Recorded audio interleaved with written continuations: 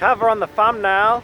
This is my first novella being released, Final Breath. And I'm going to talk about covers. I'm going to go through a few tips, a few aspects, what makes a cover great, but even more important than that, what makes a cover sell.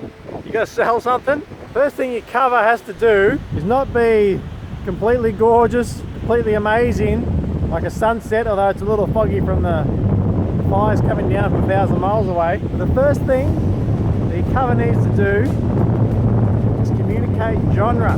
People have to know where this book fits in the marketplace. What is it? Is it a self-help? Is it a romance? Is it a thriller? Is it a sci-fi? Is it a cyberpunk, steampunk, like Final Breath? I think people are going to know, what is this book? It doesn't need to be a beautiful piece of art like a Rembrandt or a Da Vinci might produce. That helps, but the first thing you got to do is communicate genre. Where does this book fit in? And to do that, you don't want to stand out as being different. If you stand out as being different and weird, people in that genre who are looking for a romance, they're going to go straight by yours, walking they will go, and they'll pick someone else's book because it's not the genre they were thinking. If Titanic had the wrong cover, no one would go to see it, or not many, because its cover was communicated genre, and had Jack and Rose in front of the big ship, knew it was romance, everyone went in to see it. You got to fit in. You got to fit in with the crew, make sure it belongs in that genre. It still pays to be good and have a good cover, but the first thing, make sure you're communicating what your book genre is, what it's about. The second tip, that being said, is it does help, of course, if your book is aesthetically beautiful. Okay, especially if you got fiction, if you got something that's absolutely stunning, it can attract people. But to produce the stunning, produce the brilliant cover, you probably need to be an expert. At least hire an expert. You're going to pay close to maybe $1,000, maybe cheap if you get a deal. So if you go for something stunning and you get it wrong, it can backfire, sell nothing. If you can get something stunning and brilliant, then you're in. In my Swimming in Puddles book, I took a photo of myself, so it's not too stunning. I took a bit of a risk to try and produce something a little bit different and a little bit similar, because with self-help, you've got to more communicate a problem, how to solve it. With fiction, you're trying to communicate an emotion and a feeling. What does this story make you feel? How's it going to make them feel? The cover can be aesthetically beautiful and gorgeous. That's only if you got the skill. So if you like the Final Breath cover, drop a comment below. Or if you want to bag it out, drop a comment below. I'm happy to hear that as well. The next thing your cover needs to do, it's got to pass what I call the snap test. The time it takes to snap your fingers, it's got to communicate what this book is about and communicate an emotion and a feeling. It's got to be quick. People are going to be scrolling down and they're going to see covers very quickly, and they're going to have a split second to view it. So in that finger snap, you've got to communicate what's going on. So how do you do that? That's why you stick with genre. That's why you don't go spastic unless you're professional and you know what you're doing. But one tip, how to communicate something so quickly, is you only want to have, say, 2 colours. You follow nature.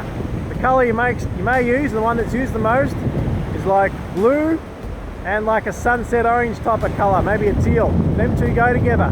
So you notice the cover only have 2 primary colours, teal and blue. If you Google covers, you'll see how many blue and teals there are, and they're just covering nature because they go together. You just want 2 colours that are going to strike straight away. You don't want a rainbow of colours and a painting from Rembrandt. You notice in Final Breath, it's like the charcoal black and the bright red, which is obviously something from the story I can't tell you about.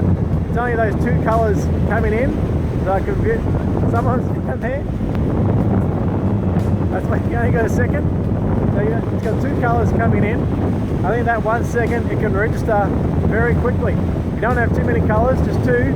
You don't have too many images. You can't have all the things from the book. You can't have the dog, the cat, the enemy, the grandpa, the grandma who helped out, the guy living in the sewer, bird. You can only have maybe 1 protagonist, maybe something small perhaps. So you might notice the Final Breath, there's just the hero, the lady on the back, flying back, and there's a bit of a ship in the background, the quarter of a ship, but that's about it. One thing, and it's communicating, it's blowing up out of a ship. It's very quick.